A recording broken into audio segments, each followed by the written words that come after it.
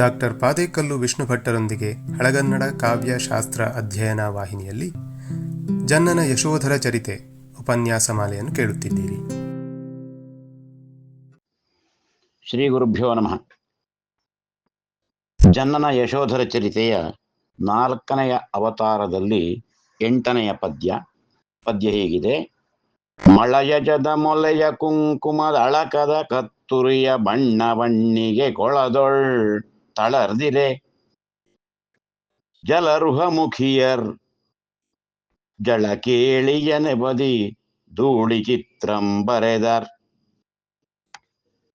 ಅದನ್ನು ವಿಂಗಡಿಸಿ ಓದೋಣ. ಮಳಯಜದ ಮೊಲೆಯ ಕುಂಕುಮದ ಅಳಕದ ಕತ್ತುರಿಯ ಬಣ್ಣವಣ್ಣಿಗೆ ಬಣ್ಣವಣ್ಣಿಗೆ ವಕಾರಕ್ಕೆ ವಕಾರಾದೇಶ ಕೊಳದೊಳ್ ತಳರ್ದಿರೆ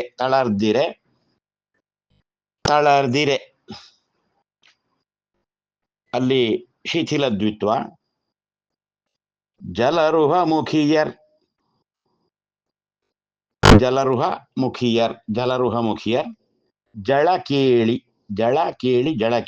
ಜಳಕೇಳಿಯ ನೆಬದಿ ಧೂಳಿ ಚಿತ್ರಂ ಬರೆದರ್. ಜಳರುಹ ಮುಖಿಯರ್ ಧೂಳಿ ಚಿತ್ರಂ ಬರೆದರ್. ಇದು ವಾಕ್ಯ. ಉಳಿದದ್ದೆಲ್ಲ ಅದರ ವಿವರಣೆ. ಜಲರುಹ ಮುಖಿಯರ್, ಜಲರುಹ ಜಲದಲ್ಲಿ ಉಂಟಾದಂತಹದ್ದು, ಹುಟ್ಟಿದಂತಹದ್ದು ಎಂಬ ಅರ್ಥ. ಜಲರುಹ ಭೂರುಹ ಭೂಮಿಯಲ್ಲಿ ಹುಟ್ಟಿದಂತಹದ್ದು ಎಂಬರ್ಥ. ಭೂರುಹ ಅಂದ್ರೆ ಮರ, ಜಲರುಹ ಅಂದ್ರೆ ಕಮಲ. ಇನ್ನು ಭೂಮಿಯಲ್ಲಿ ಅನೇಕ ಹುಟ್ಟಿದಂತಹ ವಸ್ತುಗಳಿರಬಹುದು, ಆದರೆ ಪ್ರಸಿದ್ಧಾರ್ಥವನ್ನು ನಾವು ಗಮನಿಸಬೇಕು. ಜಲರುಹ ಭೂರುಹ ಎಂಬಲ್ಲಿ ಕಮಲ, ಮರ ಅಥವಾ ಸಸ್ಯ ಎಂಬ ಆ ಅರ್ಥವನ್ನು ನಾವು ಗ್ರಹಿಸಬೇಕಾದಂತಹದ್ದು. ಭೂಮಿಯಲ್ಲಿ ಹುಟ್ಟಿದಂತಹದ್ದು ಮರ, ಜಲದಲ್ಲಿ ಹುಟ್ಟಿದಂತಹದ್ದು ಕಮಲ ಎಂಬುದು ಪ್ರಸಿದ್ಧವಾಗಿ ಮಾತುಗಳೇ ಇವೆ. ಪುರುಷರಲ್ಲಿ ಉತ್ತಮರಾದಂಥವರು ಅನೇಕ ಮಂದಿ ಇರಬಹುದು, ಆದರೆ ಪುರುಷೋತ್ತಮ ಎಂಬಂತಹ ಹೆಸರು ಶ್ರೀಮನ್ನಾರಾಯಣನಿಗೆ ಬರುವಂತಹದ್ದು ಅಂತ ಸಂಸ್ಕೃತದಲ್ಲಿ ಯಾವುದೋ ಒಂದು ವಾಕ್ಯ ಇದೆ. ಹೀಗೆ ನೀರಿನಲ್ಲಿ ಹುಟ್ಟಿದಂತಹದ್ದು ಅನೇಕ ಇರಬಹುದು, ಆದರೆ ಕಮಲಕ್ಕೆ ಜಲರುಹ, ಜಲಜ ಎಂಬುದಾಗಿ ಹೆಸರು. ಹಾಗೆ ಜಲರುಹ ಮುಖಿಯರ್, ಜಲರುಹದಂತೆ ಮುಖವನ್ನು ಉಳ್ಳಂಥವರು ಜಲರುಹ ಮುಖಿಯರ್ ಅಂದ್ರೆ ಸುಂದರಿಯರಾದಂತಹ ಸ್ತ್ರೀಯರು ಎಂಬ ಅರ್ಥ. ಕಮಲ ಸುಂದರವಾದಂತಹದ್ದು, ಕಮಲದ ರೀತಿಯಲ್ಲಿ ಮುಖ ಉಳ್ಳವರು ಸುಂದರಿಯರು ಎಂಬ. ಜಲಜ ಮುಖಿಯರು, ಜಲರುಹ ಮುಖಿಯರ್. ಜಳಕೇಳಿಯ ನೆಬದಿ, ಅದು ಇನ್ನೊಂದು ವಿವರಣೆ. ಧೂಳಿ ಚಿತ್ರಂ ಬರೆದರ್. ಜಲರುಹ ಮುಖಿಯರ್ ಧೂಳಿ ಚಿತ್ರಂ ಬರೆದರ್. ಧೂಳಿ ಚಿತ್ರವನ್ನು, ಧೂಳಿ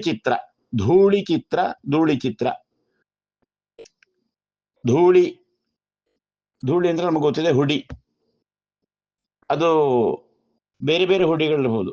ಮಣ್ಣಿನ ಹುಡಿಯನ್ನು ಧೂಳಿ ಎಂಬುದಾಗಿ ಹೇಳುವುದು, ಅಥವಾ ಬೇರೆ ಬೇರೆ ಬಣ್ಣದ ಹುಡಿಗಳನ್ನು ಧೂಳಿ ಎಂಬುದಾಗಿ ಹೇಳುವುದು. ಇಲ್ಲಿ ಧೂಳಿ ಎಂಬುದಾಗಿ ಹೇಳಿದ್ದಾರೆ. ಧೂಳಿ ಸಂಸ್ಕೃತ ರೂಪ. ಧೂಳಿ ಅದರ ಅಲ್ಪ ಪ್ರಾಣ, ಅದು ಮಾತ್ರ ಅಲ್ಪ ಪ್ರಾಣ ಆದಂತಹದ್ದು. ಧೂಳಿ ಚಿತ್ರಂ, ಧೂಳಿಯಿಂದ ಬರೆಯುವಂತಹ ಚಿತ್ರ. ಧೂಳಿ ಚಿತ್ರ ನಮಗೆ ಗೊತ್ತಿದೆ, ಪ್ರಸಿದ್ಧವಾದುದು ರಂಗವಲ್ಲಿ ಅಥವಾ ರಂಗೋಲಿ. ಇದು ಧೂಳಿಯಿಂದ ಬರೆಯುವಂತಹದ್ದು. ಆ ಚಿತ್ರವನ್ನು ಬರೆದರ್. ಎಲ್ಲಿ ಬರೆದರು ಅಂತ ಹೇಳಿದ್ರೆ ಜಳಕೇಳಿಯ ನೆವದಿ. ಜಳಕೇಳಿ ಅಂದ್ರೆ ನೀರಾಟದ ನೆವದಲ್ಲಿ ಧೂಳಿ ಚಿತ್ರವನ್ನು ಬರೆದರು. ಎಲ್ಲಿ ಬರೆದರು ಅಂತ ಹೇಳಿದ್ರೆ ಜಲಕೇಳಿ ಆಡುವುದಲ್ಲಿ, ನೀರಿನಲ್ಲಿ, ಸರೋವರದಲ್ಲಿ. ಈ ಸ್ತ್ರೀಯರು, ಜಲರುಹ ಮುಖ್ಯರಾದಂತಹ ಸ್ತ್ರೀಯರು ನೀರಾಟದ ನೆವದಲ್ಲಿ, ಜಲಕೇಳಿ, ಕೀಳಿ ಅಂದ್ರೆ ಆಟ, ಜಲಕೇಳಿಯ ನೆವದಲ್ಲಿ, ಜಲಕೇಳಿಯ ಕಾರಣವನ್ನಿರಿಸಿಕೊಂಡು ನೀರಿನಲ್ಲಿ ಅಂತ ಅಲ್ಲಿ ಪ್ರತ್ಯೇಕವಾಗಿ ಹೇಳಿಲ್ಲ, ನೀರಿನಲ್ಲಿ ನಾವು ಅನ್ವಯ ಮಾಡಿಕೊಳ್ಬೇಕು, ಸೇರಿಸಿಕೊಳ್ಬೇಕು ಅದನ್ನು. ನೀರಿನಲ್ಲಿ ಧೂಳಿ ಚಿತ್ರವನ್ನು ಬರೆದರು. ನೀರಿನಲ್ಲಿ ರಂಗವಲ್ಲಿಯನ್ನು ಬರೆದರು. ಅಲ್ಲ, ರಂಗವಲ್ಲಿಯನ್ನು ನಾವು ನೆಲದ ಮೇಲೆ ಬರೀತೇವೆ, ಅಂಗಳದಲ್ಲಿ ಬರೀತೇವೆ, ಬಾಗಿಲಿನ ಎದುರಿನಲ್ಲಿ ಬರೀತೇವೆ, ಅಥವಾ ದೇವರ ಕೋಣೆಯಲ್ಲಿ ಬರೆಯುತ್ತೇವೆ, ಪೂಜೆ ಮಾಡುವಂತಹ ಸಂದರ್ಭದಲ್ಲಿ ಬರೆಯುತ್ತೇವೆ, ರಂಗವಲ್ಲಿ ಅಲಂಕಾರಕ್ಕಾಗಿ ಇನ್ನಿತರ ಮಂಟಪಗಳ ಎದುರು ಎಲ್ಲ ಬರೆಯುವಂತಹದ್ದುಂಟು. ಅದು ಮಂಗಲ, ಶುಭಕರ, ಸೌಂದರ್ಯ ಸಾಧಕ ಎಂಬುದಾಗೆಲ್ಲ ಕಲ್ಪನೆಗಳಿವೆ. ಆದ್ರೆ ನೀರಿನ ಮೇಲೆ ರಂಗವಲ್ಲಿ ಬರೆದರು ಅಂತ ಹೇಳ್ತಾನಲ್ಲ, ಇದೇನು ಇದು ಉತ್ಪ್ರೇಕ್ಷೆಯೋ ಅಂತ ಕೇಳಿದ್ರೆ, ಉತ್ಪ್ರೇಕ್ಷೆ ಹೌದು. ನೀರಿನಲ್ಲಿ ರಂಗವಲ್ಲಿ ಬರೆಯುವಂತಹ ಒಂದು ಕಲೆ ಇದೆ. ಒಂದು ಬಾರಿ ನಾನು ಅದನ್ನು ನೋಡಿದ್ದೇನೆ. ಉತ್ತರ ಭಾರತದ ಕೆಲವು ಈ ರೀತಿ ಧೂಳಿ ಚಿತ್ರವನ್ನು ಬರೆಯುವಂತಹ ಕಲಾವಿದರು ನೀರಿನ ಮೇಲೆ ರಂಗವಲ್ಲಿಯನ್ನು ಬಿಡಿಸಿ ತೋರಿಸಿದಂತಹದ್ದುಂಟು. ಉಡುಪಿಗೆ ಅವರು ಬಂದಿದ್ರು, ನಾನು ನೋಡಿದ್ದಕ್ಕೆ ಆ ಕಲೆಗೆ ಯಾವುದೋ ಒಂದು ಹೆಸರಿದೆ, ನಾನು ಆ ಹೆಸರನ್ನು ಮರೆತಿದ್ದೇನೆ. ಆದ್ರೆ ನನ್ನ ನೆನಪಿನ ಪ್ರಕಾರ ಸಾಂಜಿ ಕಲೆ ಅಂತ ಹೇಳಿ, ಸಾಂಜಿ ಎಂಬುದು ಸಂಧ್ಯಾ ಎಂಬುದರಿಂದ ಬಂದದ್ದು ಅಂತ ಅವರು ವಿವರಣೆ ಕೊಟ್ಟ ಒಂದು ನೆನಪು, ಅಸ್ಪಷ್ಟವಾದಂತಹ ನೆನಪು ನನಗಿದೆ, ಸಾಂಜಿ ಎಂಬುದಾಗಿ. ಈ ಸಾಂಜಿ ಕಲೆ, ಸಾಂಜಿ ಎಂಬುದಾಗಿ ಇರಿಸಿಕೊಳ್ಳೋಣ, ಈಗ ವ್ಯತ್ಯಾಸ ಇದ್ರೆ ನಾವು ತಿದ್ದಿಕೊಳ್ಬೇಕು. ಆ ಕಲೆಯನ್ನು ಮಾಡುವವರು, ಆ ರಂಗೋಲಿ ಕಲೆಯನ್ನು ಪ್ರದರ್ಶಿಸಿ ತೋರಿಸುವವರು ದೊಡ್ಡ ದೊಡ್ಡ ಪಾತ್ರಗಳಲ್ಲಿ ನೀರನ್ನು ಹಾಕಿ, ಆ ನೀರು ಅದರ ಅಲುಗಾಟ ಇತ್ಯಾದಿಗಳು ಕಡಿಮೆಯಾದ ಮೇಲೆ ಅದರ ಮೇಲೆ ರಂಗವಲ್ಲಿಯನ್ನು ಬಣ್ಣದ ಹುಡಿಗಳಿಂದ ರಂಗವಲ್ಲಿಯನ್ನು ಬಿಡಿಸಿ ತೋರಿಸಿದಂತಹದ್ದನ್ನು ನಾನು ನೋಡಿದಂತಹದ್ದುಂಟು. ಅದಕ್ಕೆ ಕೆಲವು ಕಾಗದಗಳು, ಆ ಕಾಗದಗಳಲ್ಲಿ ಕೆಲವು ವಿಶಿಷ್ಟವಾದಂತಹ ತೂತುಗಳು, ಅಲ್ಲಿ ಅವರು ಆ ತೂತುಗಳ ಮೂಲಕ ಅದನ್ನು ನೀರಿಗೆ ಮುಟ್ಟಿಸಲಿಕ್ಕಿಲ್ಲ, ನೀರಿಗೆ ಮುಟ್ಟಿಸದೆ ಆ ಹುಡಿಗಳು ಬೀಳುವ ಹಾಗೆ ಮಾಡಿ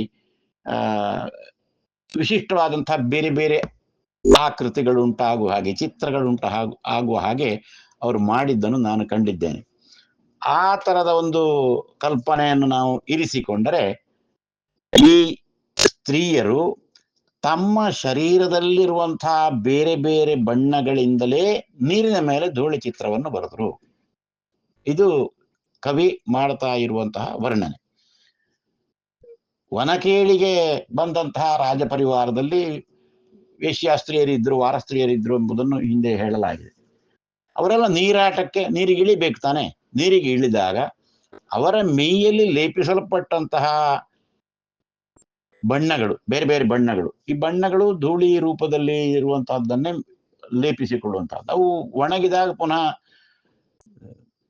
ಲೇಪಿಸುವುದು ಅಂತ ಹೇಳಿದ್ರೆ ಆ ಹುಡಿಗಳನ್ನು ನೀರಿನಲ್ಲಿ ಕಲಸಿ ಮೈಯ ಮೇಲೆ ಲೇಪನ ಮಾಡಿಕೊಳ್ಬೇಕು. ಆ ಲೇಪನಗಳು ಪುನಃ ಒಣಗಿದ ಸಂದರ್ಭದಲ್ಲಿ ಅವು ಪುನಃ ಧೂಳಿ ಅವೇ ಆಗ್ತವೆ.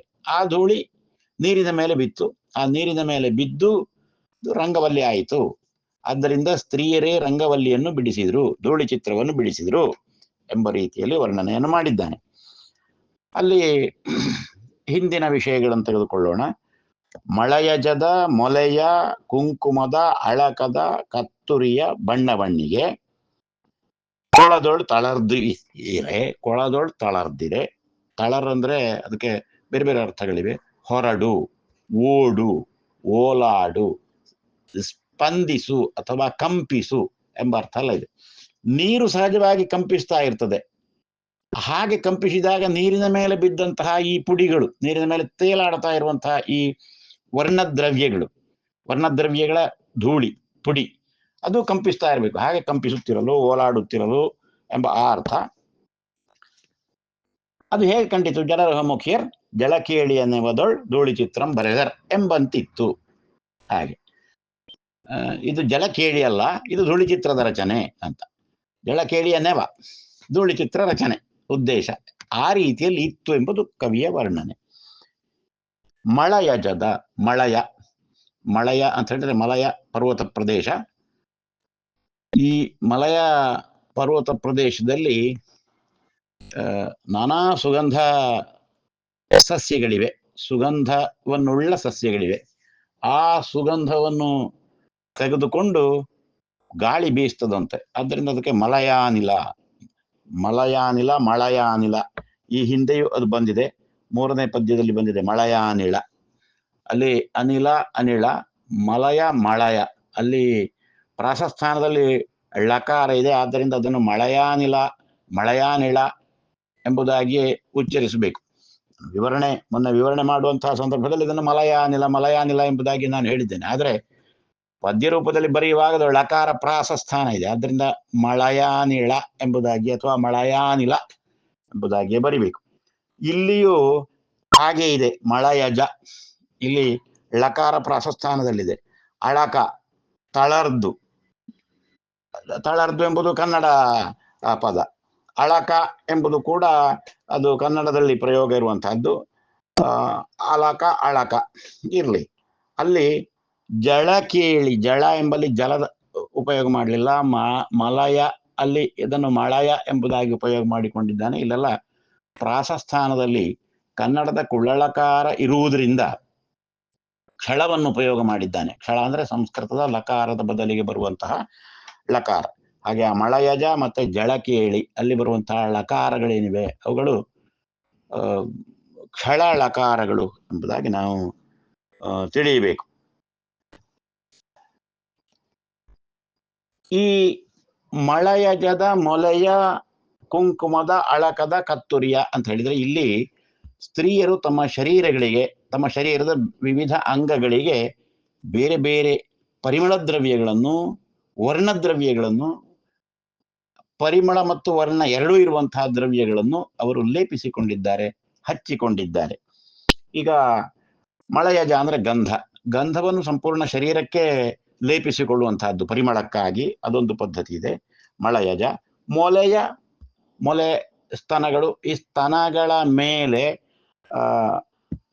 ಕುಂಕುಮವನ್ನು ಹಚ್ಚುವಂತಹ ಪದ್ಧತಿ ಉಂಟು, ಗಂಧವನ್ನು ಹಚ್ಚುವಂತಹ ಪದ್ಧತಿ ಇರಬಹುದು.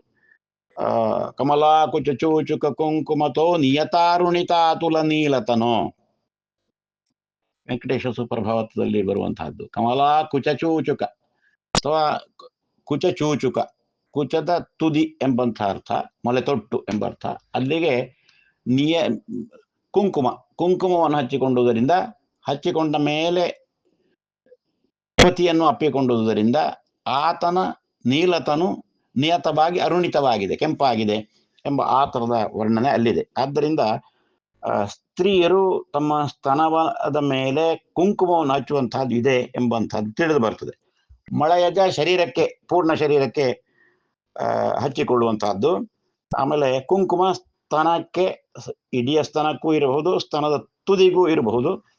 ಕುಂಕುಮ ವರ್ಣದ್ರವ್ಯ ಅದನ್ನು ಹಚ್ಚಿಕೊಳ್ಳುವಂತಹದ್ದು. ಆಮೇಲೆ ಅಳಕ ಅಂದ್ರೆ ಕೂದಲು ಅಥವಾ ಮುಂಗುರುಳು ಎಂಬರ್ಥ. ಅಲ್ಲಿಗೆ ಕತ್ತುರಿಯ, ಅದನ್ನು ಇನ್ನಷ್ಟು ಪರಿಮಳವಾಗಿಯೂ ಕಪ್ಪಾಗಿಯೂ ಆಗುವ ಹಾಗೆ ಮಾಡುವಂತಹ ಅಳಕದ ಮೇಲೆ ಕತ್ತೂರಿಯನ್ನು ಹಚ್ಚಿಕೊಂಡದ್ದು ಅಂತಲೂ ಅರ್ಥ ಮಾಡ್ಲಿಕ್ಕೆ ಆಗ್ತದೆ. ಬಣ್ಣವಣ್ಣಿಗೆ ಇದಕ್ಕೆ ಬೇರೆ ರೀತಿಯ ಅರ್ಥವನ್ನು ಹೇಳ್ತೇನೆ. ಬಣ್ಣವಣ್ಣಿಗೆ ಅಂದ್ರೆ ಮಾಡುವಿಕೆ ಅಂತ ಅರ್ಥ. ಅಂದ್ರೆ ಮಾಡು ಎಂಬುದು. ನಮ್ಮ ಕನ್ನಡದಲ್ಲಿ ಎಂಬುದು ಹಳಗನ್ನಡದಲ್ಲಿದೆ, ಹೊಸಗನ್ನಡದಲ್ಲಿ ಅದಿಲ್ಲ. ಅದು ತಮಿಳಿನಲ್ಲಿ ಅಂದ್ರೆ ಮಾಡುವುದು ಎಂಬ ಅರ್ಥ. ಪಂಡ್ರೆ ಇತ್ಯಾದಿ ರೂಪಗಳು ಉಂಟು ಅಂತ ಕೇಳಿದ್ದೇನೆ. ಅಂದ್ರೆ ಮಾಡುವುದು. ಪಣ್ಣಿಗೆ ಅಂದ್ರೆ ವರ್ಣಚಿತ್ರಗಳನ್ನು ಮಾಡಿದಂತಹದ್ದು ಅಥವಾ ಬಣ್ಣವನ್ನು ಲೇಪಿಸಿದಂತಹದ್ದು, ಬಣ್ಣದ ಕೆಲಸ. ಪಣ್ಣಿಗೆ ಅಂದ್ರೆ ಮಾಡುವಿಕೆ ಅಂತ ಅರ್ಥ. ಕೆಲಸ, ಮಾಡುವಿಕೆ ಅಂದ್ರೆ ಬಣ್ಣದ ಕೆಲಸಗಳು. ಏನು ಬಣ್ಣದ ಕೆಲಸ? ಲೇಪನ ಮಾಡಿದಂತಹದ್ದೇ ಬಣ್ಣದ ಕೆಲಸವನ್ನು ಹೇಳುವಂತಹದ್ದು. ಹಾಗೆ ಬಣ್ಣಿಗೆ ಕೊಳದೊಳು ತಳರ್ದಿರೆ, ಆ ಬಣ್ಣಿಗೆ ಆ ಹಚ್ಚಿಕೊಂಡಂತಹ ಬಣ್ಣದ ಕೆಲಸ ಎಲ್ಲ ಪುಡಿಯ ರೂಪದಲ್ಲಿದ್ದರಿಂದ ಆ ಪುಡಿಗಳು ಜಲಕ್ಕೆ ಬಿದ್ದು ಜಲದೊಳ್ ತಳರ್ದಿರೆ, ಜಲದಲ್ಲಿ ಕಂಪಿಸುತ್ತಿರಲು, ಓಲಾಡುತ್ತಿರಲು ಅಂತ ಕೂಡ ಹೇಳಿದ್ದಾರೆ. ಕಂಪಿಸುತ್ತಿರಲು ಜಲರುಹಮುಖಿಯರ್ ಜಲಕೇಳಿಯನ್ನೆಲ್ಲ ನೆಬದಿ ಧೂಳಿಚಿತ್ರವನ್ನು ಬರೆದರು ಅಂತ. ಈಗ ಮಳಯಜದ ಮೊಲೆಯ ಅಂದ್ರೆ ಸ್ತನದ ಮೇಲೆ ಲೇಪಿಸಿಕೊಂಡಂತಹ ಗಂಧದ ಶ್ರೀಗಂಧ. ಮಳಯಜ ಅಂದ್ರೆ ಶ್ರೀಗಂಧ. ಆ ಮಳಯಾನಿಳದ ವಿಷಯ ಹೇಳಿದೆ. ಆ ಮಳಯಜ ಅಂತ ಹೇಳಿದ್ರೆ ಮಳಯದಲ್ಲಿ ಹುಟ್ಟಿದಂತಹದ್ದು, ಮಲಯ ಪ್ರದೇಶದಲ್ಲಿ ಹುಟ್ಟಿದಂತಹದ್ದು. ಮಲಯ ಪ್ರದೇಶದಲ್ಲಿ ಶ್ರೀಗಂಧದ ಮರ ಬೇಕಾದಷ್ಟು ಬೆಳೆಯುವಂತಹ ಒಂದು ಸಸ್ಯವರ್ಗ ಎಂಬುದಾಗಿ ಹೇಳ್ತಾರೆ. ಈಗ ಅಷ್ಟೆಲ್ಲ ಇಲ್ಲದಿರಬಹುದು, ಆದರೆ ನಮ್ಮ ಕಾವ್ಯಗಳಲ್ಲೆಲ್ಲ ಮಲಯಜ ಮಲಯಜ ಅಂತ ಹೇಳಿದ್ರೆ ಶ್ರೀಗಂಧ ಎಂಬುದೇ ಅರ್ಥ.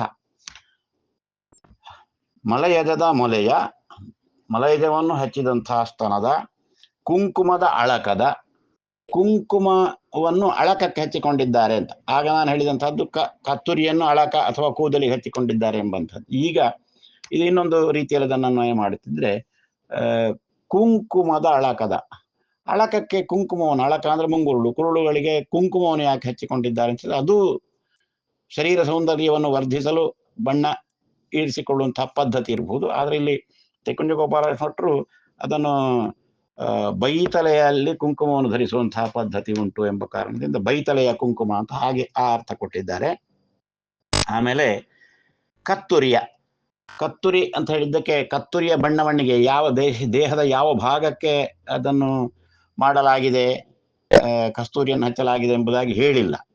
ಅಲ್ಲಿ ಕೆನ್ನೆಯ ಮೇಲೆ ಬರೆದಂತಹ ಕಸ್ತೂರಿಯ ಚಿತ್ರ ಕಾರ್ಯ, ಅಂದ್ರೆ ಕಸ್ತೂರಿಯಿಂದ ಕೆನ್ನೆಯ ಮೇಲೆ ಚಿತ್ರಗಳನ್ನು ಬರೆದುಕೊಳ್ಳಲಾಗಿದೆ ಎಂಬ ಅರ್ಥದಲ್ಲಿ ತೆಕ್ಕುಂಜ ಗೋಪಾಲ ಭಟ್ರು ಹೇಳಿದ್ದಾರೆ. ಆದ್ರೆ ಕಸ್ತೂರಿ ತಿಲಕಕ್ಕೆ ಕಸ್ತೂರಿ ಪ್ರಸಿದ್ಧವಾದಂತಹದ್ದು, ಕಪ್ಪಿನ ತಿಲಕ. ಕಸ್ತೂರಿ ತಿಲಕಂ ಲಲಾಟ ಫಲಕೆ ವಕ್ಷಸ್ಥಲೇ ಕೌಸ್ತುಭಂ, ಶ್ರೀಕೃಷ್ಣನ ವರ್ಣನೆಯಲ್ಲಿ ಬರುವಂತಹ ಒಂದು ವಾಕ್ಯ ಅದು. ಕಸ್ತೂರಿ ತಿಲಕಂ ಲಲಾಟ ಫಲಕೆ, ಹಣೆಯಲ್ಲಿ ಕಸ್ತೂರಿಯ ತಿಲಕ ಅಥವಾ ಬೊಟ್ಟು ಎಂಬುದು. ಹಾಗೆ ಸ್ತ್ರೀಯರು ಕಸ್ತೂರಿಯ ಬೊಟ್ಟನ್ನು ಹಾಕಿಕೊಂಡದ್ದು ಇರಬಹುದು. ಇಲ್ಲಿ ಡಾಕ್ಟರ್ ಪದ್ಮಪ್ರಸಾದ್ ಅವರು ವಿವರಣೆ ಬರೆದದ್ದಲ್ಲಿ ತಿಲಕಾಲಂಕಾರ ಎಂಬುದನ್ನು ಹೇಳಿದ್ದಾರೆ. ಕುಂಕುಮದ ಅಳಕದ, ಕತ್ತುರಿಯ ಬಣ್ಣವಣ್ಣಿಗೆ, ಈ ಬಣ್ಣವಣ್ಣಿಗೆ ಇವೆಲ್ಲವೂ ಸೇರಿ ಎಂಬ ಅರ್ಥ. ಇವೆಲ್ಲವೂ ಅಂತ ನಾವು ಅದನ್ನು ಅನ್ವಯಿಸಿಕೊಳ್ಬೇಕು. ಇಲ್ಲದಿದ್ರೆ ಮಲಯಜದ ಗಂಧದ ಅಂತಂದ್ರೆ ಅಲ್ಲಿಯೂ ಒಂದು ಅಧ್ಯಾಹಾರ ಮಾಡಿಕೊಳ್ಬೇಕಾದಂಥದ್ದು ಯಾವುದನ್ನು ಅಲ್ಲಿ ಸೇರಿಸಿಕೊಳ್ಬೇಕಾದಂಥದ್ದು ಮೀಗೆ ಲೇಪಿಸಿದ ಗಂಧದ ಅಂತ ಹೇಳಿ. ಮೊಲೆಯ ಕುಂಕುಮದ, ಕತ್ತುರಿಯ ಬಣ್ಣವಣ್ಣಿ, ಅಳಕದ ಕತ್ತುರಿಯ ಬಣ್ಣವಣ್ಣಿಗೆ, ಆ ರೀತಿ ಹಾಗೆ ಹಿಂದೆ ಮುಂದೆ ಮಾಡಿ ಅದನ್ನು ಅನ್ವಯ ಮಾಡಿಕೊಳ್ಬೇಕಾದ್ರೆ ಅಲ್ಲಿ ಬಿಟ್ಟು ಹೋದ ಪದಗಳು ಅಂದ್ರೆ ಅಧ್ಯಾಹೃತವಾದ ಪದಗಳೇನಿವೆ ಅದನ್ನು ಸೇರಿಸಿಕೊಂಡು ಅರ್ಥ ಮಾಡಿಕೊಳ್ಬೇಕು ಅಂತ ಹೇಳಿ. ಹಾಗೆ ಕತ್ತುರಿಯ ಬಣ್ಣವಣ್ಣಿಗೆ ಕೊಳದೊಳ್ ತಳರ್ದಿರೆ, ಆ ನೀರಿನ ಮೇಲೆ, ಆ ಕೊಳದ ನೀರು ನಿಷ್ಪಂದವಾಗಿದೆ ಅಂತ ಅರ್ಥ. ಅಂದ್ರೆ ಸ್ವಲ್ಪವೂ ಅಲ್ಲಾಡದೇ ಇದೆ. ಹಾಗೆ ಅಲ್ಲಾಡದೇ ಇದ್ರೆ ಮಾತ್ರ ಈ ಕಸ್ತೂರಿ ಈ ಬಣ್ಣದ ಪುಡಿಗಳಿಂದ ರಂಗವಲ್ಲಿಯನ್ನು ಮಾಡ್ಲಿಕ್ಕೆ ಸಾಧ್ಯ ಆಗ್ತದೆ. ಆದ್ರೆ ಅದು ಅಲ್ಪ ಸ್ವಲ್ಪ ಕಂಪಿಸ್ತಾ ಇದೆ ಅಂತ. ಆದ್ದರಿಂದ ಇಲ್ಲಿ ತಳರ್ದಿರೆ ಅಂದ್ರೆ ಹೊರಟಿರಲು, ಹೋಗಿರಲು, ಓಡಿರಲು ಆ ಅರ್ಥ ಅವನ್ನಲ್ಲ, ಕಂಪಿಸುತ್ತಿರಲು ಎಂಬ ಅರ್ಥವನ್ನು ಮಾಡಬೇಕು. ಆ ಬಣ್ಣದ ಪುಡಿಗಳು ನೀರಿನ ಮೇಲಿನ ತಳದಲ್ಲಿ ಅವು ಕಂಪಿಸ್ತಾ ಇವೆ, ಸ್ವಲ್ಪ ಅಷ್ಟೇ. ಗಾಳಿಗೆ ನೀರು ಅಲೆ ಅಲೆಯಾಗಿ ಸ್ವಲ್ಪ ಕಂಪಿಸುವ ಹಾಗೆ ಸ್ವಲ್ಪ ಕಂಪಿಸ್ತಾ ಇವೆ. ಈ ಪುಡಿ ಕಂಪಿಸ್ತಾ ಇದೆ, ಅಥವಾ ಈ ಪುಡಿಯಿಂದ ರಚಿಸಿದಂತಹ ರಂಗವಲ್ಲಿ ಕಂಪಿಸುತ್ತಾ ಇದೆ ಎಂಬುದಾಗಿ ನಾವು ಅರ್ಥ ಮಾಡಿಕೊಳ್ಬೇಕಾಗ್ತದೆ. ಆದ್ರಿಂದ ಇದು ಸ್ತ್ರೀಯರ ಶರೀರದ ಮೇಲೆ ಲೇಪಿಸಿದಂತಹ ದ್ರವ್ಯಗಳೆಲ್ಲ ನೀರಿನ ಮೇಲೆ ಹರಡಿಕೊಂಡು ರಂಗವಲ್ಲಿ ಉಂಟಾಯಿತು ಎಂಬ ವರ್ಣನೆ. ಆದ್ರಿಂದ ವಸಂತ ಬಂದಿದೆ, ನೀರಾಟಕ್ಕೆ ಈ ರಾಜನ ಪರಿವಾರದವರು ಬಂದಿದ್ದಾರೆ. ಅದರಲ್ಲಿ ವಾರ ಸ್ತ್ರೀಯರು ಅಥವಾ ಆ ಸುಂದರಿಯರಾದಂತಹ ಸ್ತ್ರೀಯರು ನೀರಿಗೆ ಇಳಿದಿದ್ದಾರೆ. ಇಳಿಯುವಾಗ ಅವರ ಮೈಯಲ್ಲಿದ್ದಂತಹ ಆ ಬಣ್ಣದ ಪುಡಿಗಳು ನೀರಿನ ಮೇಲೆ ಹರಡಿಕೊಂಡು ಅದು ರಂಗವಲ್ಲಿ ಬರೆದ ಹಾಗೆ ಇತ್ತು. ಆ ರಂಗವಲ್ಲಿಯನ್ನು ಬರೆದವರೇ ಅವರು, ಆ ಜಲರುಹಮುಖಿಯರು ಎಂಬುದಾಗಿ. ಆ ರೀತಿಯಲ್ಲಿ ಒಂದು ವಿಶೇಷವಾದಂತಹ ವಿವರಣೆಯನ್ನು ಕೊಟ್ಟಿದ್ದಾನೆ ಜನ್ನ ಕವಿ. ನಮಸ್ಕಾರ.